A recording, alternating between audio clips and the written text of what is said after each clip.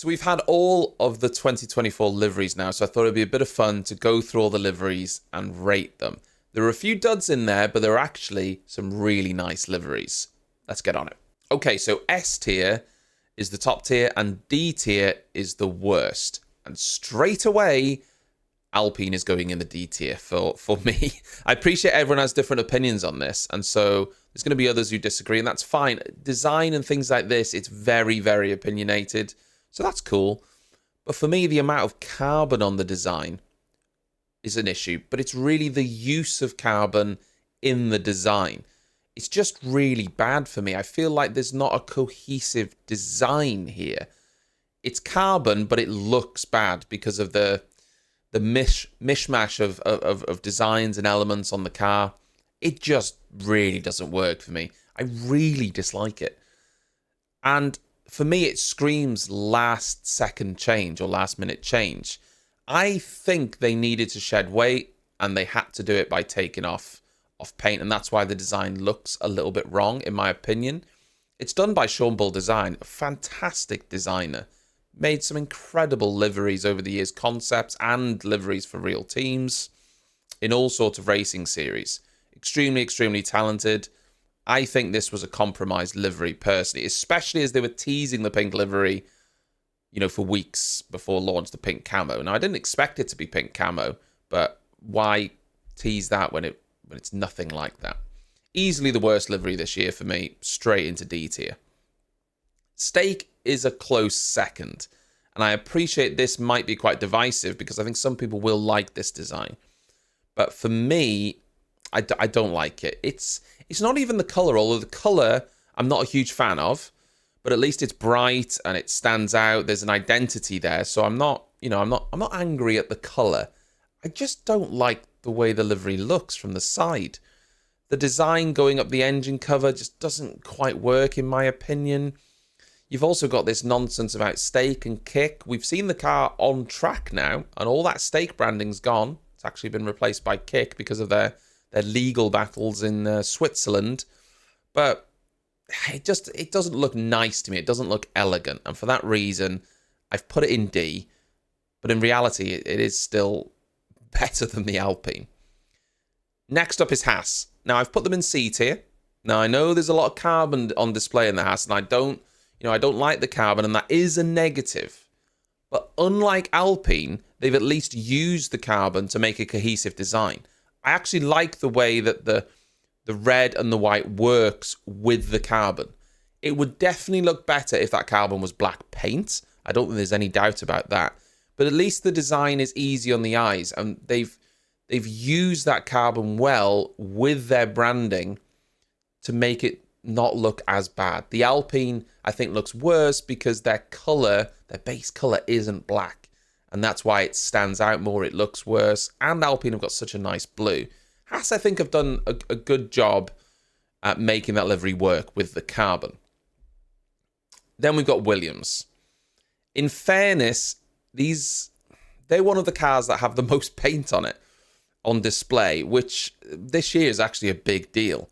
I don't dislike the livery itself. They've carried across the overall design from last year. And what's good about the Williams is they have a branding now. The livery hasn't changed that much from last year, which again, that's not a problem. If you've got a nice livery and you've got a branding, you don't necessarily need to change it every year. There's a few tweaks here and there, but overall it looks smart, it looks elegant without really standing out too much. The main thing is the Duracell branding on the airbox. They've had this for a few years now. It's one of the best things I've ever seen in terms of marketing. I absolutely love what they've done with that. Really, really clever. Gets bonus points from me. Then we go on to McLaren. I don't dislike the McLaren livery, but as we're getting closer to the tap end now, I have to be pretty harsh, and I think the amount of exposed carbon is a shame. The good news is that the black does work with their design because it's black and papaya. So they've not had to change their colour theme because that's quite fortunate for them. I think it looks nice from most angles and it stands out. I don't love the Google Chrome logo on the engine cover. It's not their fault. That is just their branding. I like the papaya. but it's not quite there. I think I've had to mark them down because of the carbon, so it has to go into B. All right. Then we have Visa Cash App, or Toro Rosso. Let's just call them Toro Rosso. This would be higher up if it wasn't for a few elements. I love the color. I love the blue. I think it looks so nice. But I don't love a few parts. I don't like the fact that the Red Bull logo and the Visa logo on the side are in silver. It's not quite chrome, they're in silver. But then the rest of the car is blue with accents of white. I do think the white clashes with the silver. I'll admit that when we've seen it on track, it does look better than in the studio. But I don't understand why there's silver and white. I do think the logo and the Visa branding would make the car look better if they were also in white. And then there is some white across the front of the chassis that I don't think looks great either. If that was a bit smaller, I think it would look a lot better. A few tweaks in this livery would be further up, I think. But the blue is a delight. It's a lovely shade. And when we have seen it on track, that blue does really, really pop. It's definitely striking at the very least. I'm also putting the Mercedes in B tier. Now, this might be a bit harsh. I love the fact that they've brought back the silver into the design. And from the front view, I think the Mercedes is a stunner. I think it looks brilliant. But from the side, there are a few issues. I don't like the way that the silver blends upwards on the engine cover. It just stops in this really harsh line and could use more of a precise blending. I don't really understand why they've done it. The upper engine panel is painted, so they could have blended it in and made it look a little bit nicer.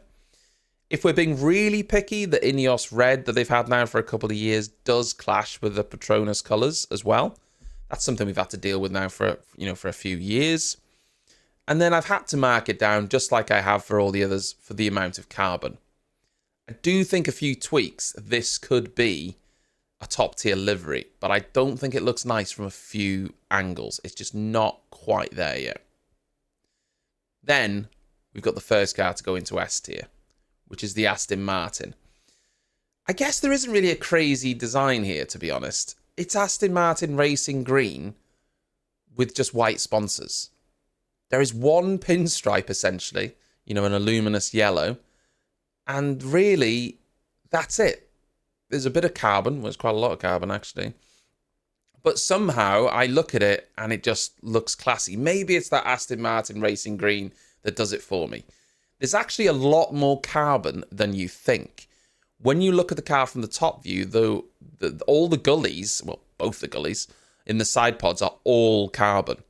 But I appreciate the fact that they've thought about this quite well, where they could save paint that wouldn't hurt the aesthetic. Because from most camera angles on the TV, you're not going to see that. You're going to see paint. So in those gullies, they've thought, well, we can get away with putting carbon there. And that shows to me that they've actually really thought about the design and the aesthetic of the car. I think just looking at it, the racing green, I just think it just looks nice. It just looks elegant to me. So this is an S tier livery for me. I've put the Red Bull in A tier. Now, I wasn't sure if I was going to move it up or down, because I do think the Red Bull livery looks smart. And let's be honest, it's barely changed. It's barely changed since they've entered the sport, but I can't remember the last time they made a big change to their livery. It's been the same for as long as I remember. So it's really not a new livery. In fact, you could go play Spot the Difference with last year's livery. But that isn't necessarily a bad thing. That's the sign of a brand identity. They don't feel the need to make big changes to their livery every year like every other team does. Every year, teams make huge changes to their livery. Even Mercedes go from silver, black, black, silver. Ferrari add more black, add more white, add pinstripes. Red Bull don't do that. You know what the Red Bull's going to look like. It's going to look the same every year. And I kind of like that. I think it's a good thing. If it's not broke, don't fix it. And I do think it looks smart. I like the blue. I think the design of this year's car has maybe affected how nice the livery looks because of those engine covers. That Red Bull logo is kind of squished now. But I think it looks smart. So I've put it in A.